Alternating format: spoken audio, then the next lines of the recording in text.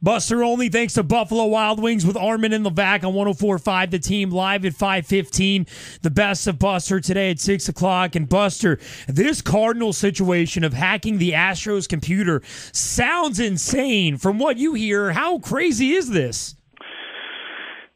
Well, I think we don't know that, and we won't know it until we actually get the full scope of what's involved here. Because, I mean, let's face it, when you get buzzwords from the story, and a great job by Michael Schmidt, the New York Times reporter who broke the story, you know, buzzwords like corporate espionage and cyber attack, you get kind of fired up. And then when you talk to executives around baseball and they talk about the sort of information that teams keep in files like that, and you think about the history of Houston general manager Jeff Luhnow with the Cardinals in the past, you kind of wonder if this may turn out to be less than what the buzzwords would suggest. And believe me, it's an important story because it may be the FBI is involved, and it may be that someone's going to wind up going to prison, but the simple fact is that if it winds up just being a couple of people who used to work with Jeff Luhnow who were trying to embarrass him, then I don't think we necessarily would think of it as being a systematic effort on the part of the Cardinals to get information from the Astros. And when you talk to baseball executives about that, specific files, they'll tell you, look, using the information in those files, it would be something that might benefit you over a very long period of time, because it really would help mostly only in those cases when you're actually trading with that team. And how often does that happen? I think that when you think about a comparable situation like this, because this information was leaked out on Deadspin last year, think about what we see in baseball games every day. A guy gets to second base, he stares in, he's looking to steal signs of the catcher, and sometimes it works and sometimes it doesn't. But how often do we hear people talk about it? And the reason why is because if they actually got useful information, they wouldn't tell anybody. So the idea that, this stuff was leaked to a website tells you there probably wasn't a big strategic advantage gleaned by the Cardinals if that's what they were trying to do. So I kind of wonder if in the end the reaction to the final result might be like, you know what, is that all we got? Now, one thing that I've noticed come out of this, Buster, is Jeff Luhnow, maybe they're trying to embarrass him, but he is now the big, he's Billy Beane. He's now the new face of Moneyball because he's being credited with all the work he did in St. Louis, and now everybody's going, well, look how smart he is. He's doing this in Houston. He actually should be grateful this happened, I would feel. Well, yes and no. Certainly he's getting attention from it, but I do wonder if part of this is, and this was actually raised by a couple of executives I spoke with, that the timing of that story that came out in Deadspin last year with all that Houston Astros trade information, that was right after that Sports Illustrated story where they declared the Astros the champions of 2017. And maybe, and this is all speculation, maybe someone who worked with Jeff with the Cardinals said, you know what, I'm sick of this guy getting credit. I'm sick of him taking credit and being involved with this. And you know what, I'm just going to leak this out and I'm going to embarrass him. That is a theory that I think a lot of people around baseball have, which would be kind of sad, especially, if that said person winds up going to jail and winds up, leading the Cardinals to getting a fine with this thing. I will say this flat out. Yesterday we heard from the Cardinals that, Bill DeWitt, their chairman, is not involved with this. John Mozeliak, their general manager, they're not involved with this. And I don't know for sure if either one of them actually was. All I'll tell you is those two guys are two of the most respected people in the sport, and I think it'd be a shock to people if, in fact, they were involved in any way. Buster Olney, thanks to Buffalo Wild Wings with Armen and Levack, 104.5 The Team. And, Buster, I guess I'm a little confused because you said this documentation really doesn't help them unless they're directly involved in a trade. So the documentation wouldn't include, evaluations of overall players, that you're scouting, that are coming up? It would. Okay. It would, but here's the thing. Every team has that. Every team has its scouts, and I was going back and forth with some executives yesterday about this. One of the great things about baseball is that you two guys and myself could sit down and we could watch the same performance and see the same player. We might write 3 different reports, and I'll give you some examples of that. This offseason, no team knew Shelby Miller better than the Atlanta Braves, right? than the St. Louis Cardinals. That's where he was in the past. And so the Cardinals, with all that information at their disposal, all the personal history that they know about him, all the medical history, they decided to trade him to the Atlanta Braves for Jason Hayward. And you know what?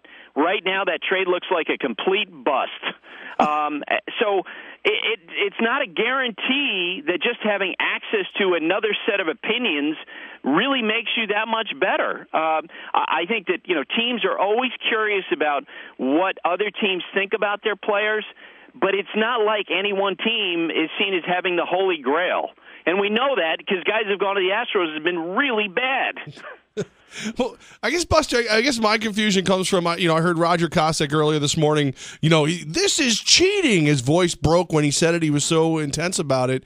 And when you explain it, it sounds to me like, well, is it really that much of cheating?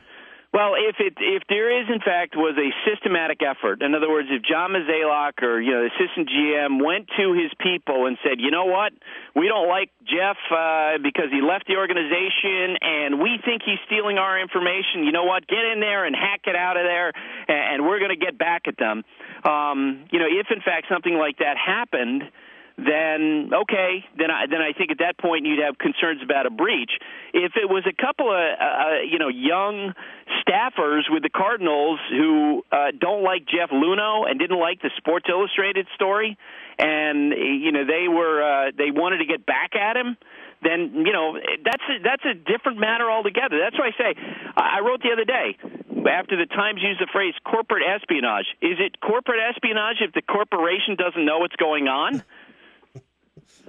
Buster, only thanks to Buffalo Wild Wings. Just a bizarre story, man. So what does Rob Manfred in his first year as commissioner do with all of this?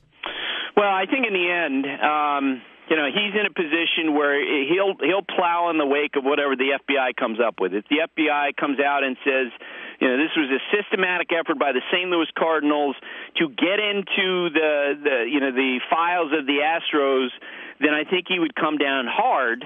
And if it's a case of a couple of dopey staffers, 25 years old, who, chortling, sending this stuff to Deadspin, then it's going to be something less. It probably, he could suspend, those particular individuals. He could fine the Cardinals. But here's the thing. He is limited in what he can do, in part by the collective bargaining agreement, because like in the NFL where the central management runs the whole sport versus the union, they have control of a lot of these issues. In baseball, like the whole issue, can you take away draft picks? No, you can't, because the union won't let it happen. Could you take a player away from Team A and send it to Team B? No, you can't do that either. In the end, probably the biggest thing that baseball can do is to render a fine, and let's face it, guys, that when you're talking about companies that make hundreds of millions of dollars, if in fact they come up with a record-setting fine like $3 million, that's like a drop in the bucket for these people. Whew. Buster, the replay system, you wrote some managers very unhappy with it. How do we fix the replay system? How do we make it better? Well, I think that Major League Baseball needs to put another layer of accountability in this thing. And when a decision is made and an explanation is needed, have somebody from the New York office put his name to the decision and explain what he saw, because we've seen this week several instances where we see something on the screen and then the replay decision comes down from New York completely counter to that. And I don't know if you guys saw the Albert Pujols play the other night. He hit a ground ball. The other team turned it into a double play attempt, and it was pretty clear on the first replay that, well, you know what? Looks like that Albert was safe at first, and there was no double play. The Diamondbacks announcers actually were saying that the first time they saw it. Okay, well, he's safe, and they'll overturn the call. And they didn't. And everyone was scratching their head going, what? And then the same day, Will Venable, the Padres, got clipped by a pitch. It hit his pant leg. It was obvious. You could see it, nail the pant leg. And if that's and it came back that they didn't rule that way. And I think people around baseball, and Brad Ausmus put voice to this the other day, the manager of the Tigers, he essentially said, look, we need to not be guessing about what they're going to come up with, because we want to make sure that what we see is what they see. And I think that's where the confusion comes in right now, is why are so many cases where even after replay review, they appear to be getting the calls wrong?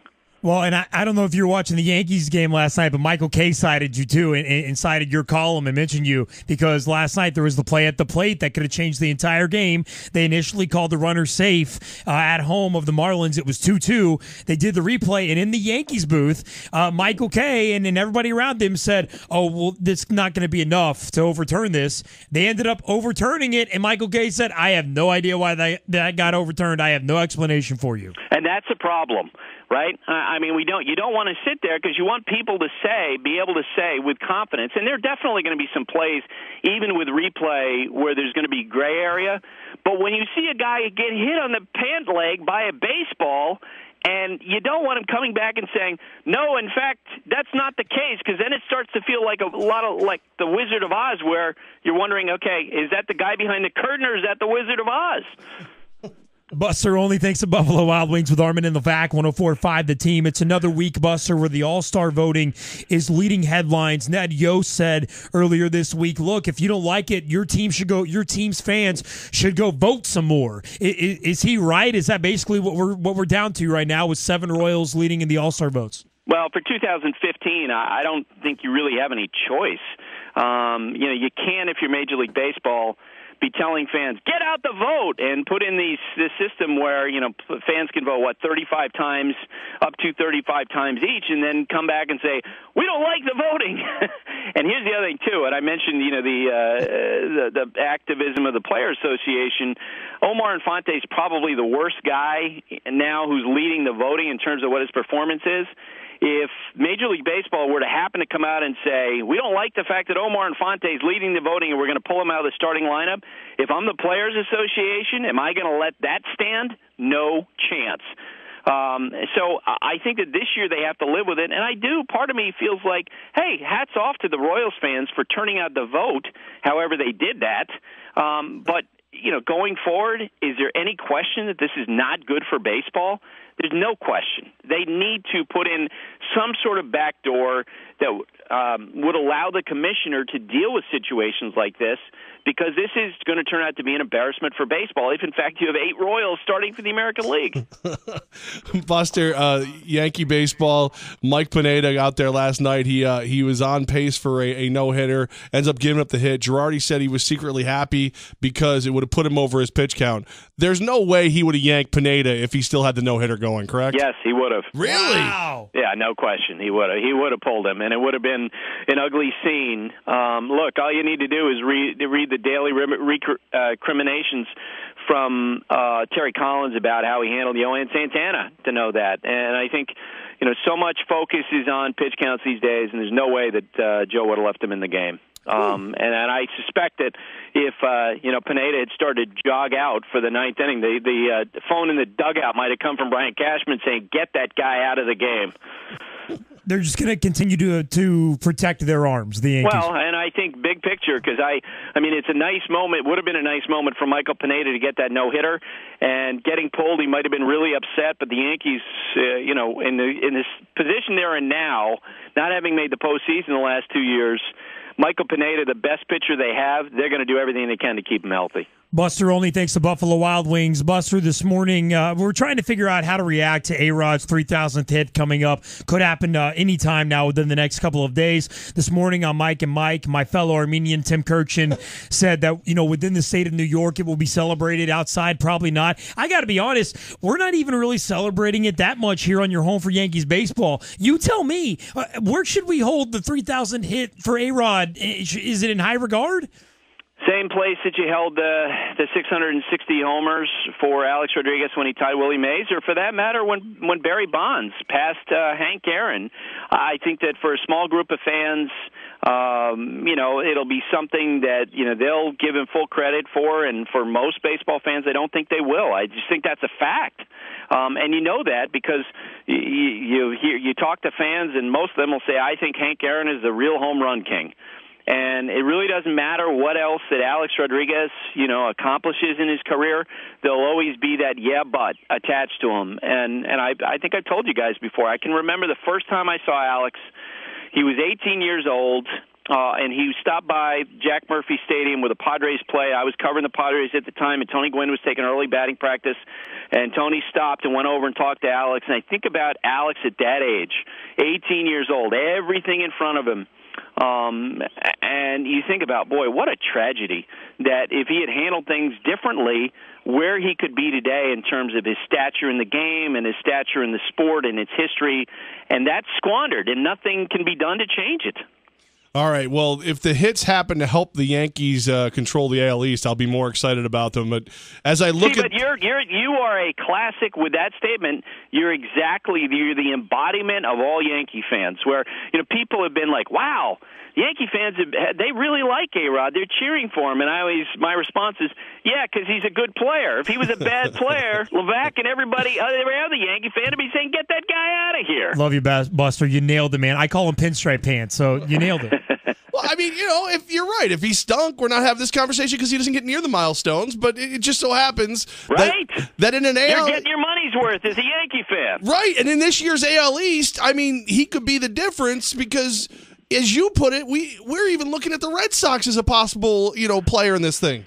Well, and we'll see. The only thing that keeps the Red Sox in probably at this point is the fact that every other team in the division has real vulnerability, and everyone is so closely bunched together. And Joe Girardi actually gave voice to this the other night after one of the the losses to the Marlins, where he said, "Look, it feels like that each team is going on these little runs of 3, 4, 5 games where it's like, wow, we're back and we're in first and we look great, and then they go on 5-game losing streaks, and part of that is that there's just not that many. None of these teams are really that good."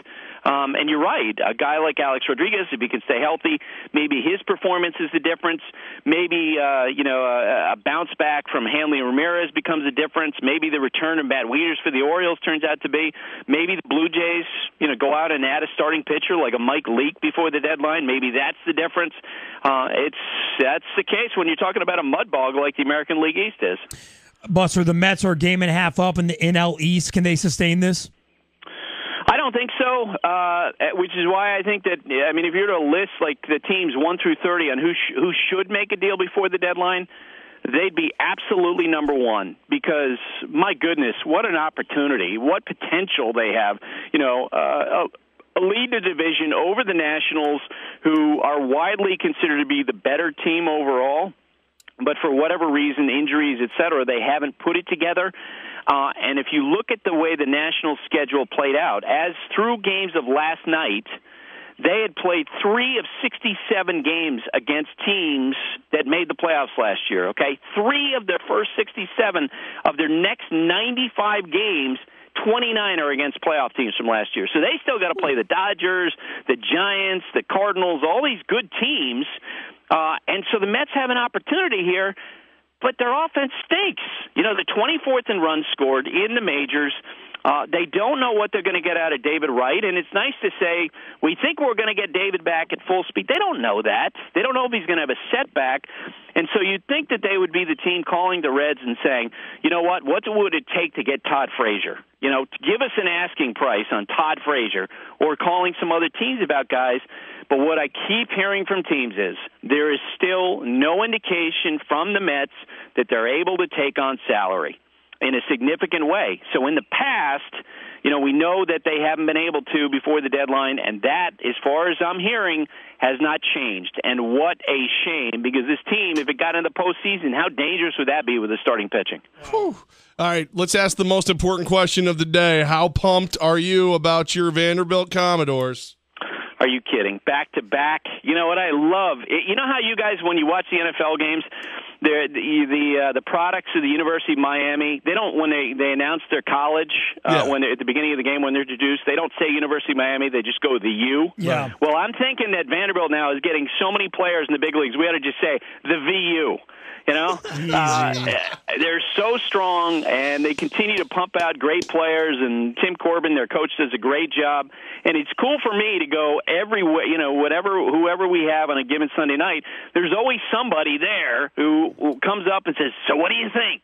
Like in the, it was David Price 2 weeks ago who went to Vanderbilt, and over the weekend it was Mike Baxter who went to Vanderbilt, and that's the stature of the place. And boy, if they go back to back, you guys will not want to have me on next week. And we're gonna have to have a new title for you too, Buster Olney, the alum of the VU. No, just come on. I'll just say, when you bring me on next week and Vanderbilt wins again, you just say, "Here's Buster Olney," and I'll go, "The VU." That's cocky. I support that. Buster Olney, thanks to Buffalo Wild Wings. Love him, man. Every Thursday, 5:15 today, the best of Buster at 6 o'clock. Buster, thanks, man. Always enjoy. Do it again next week.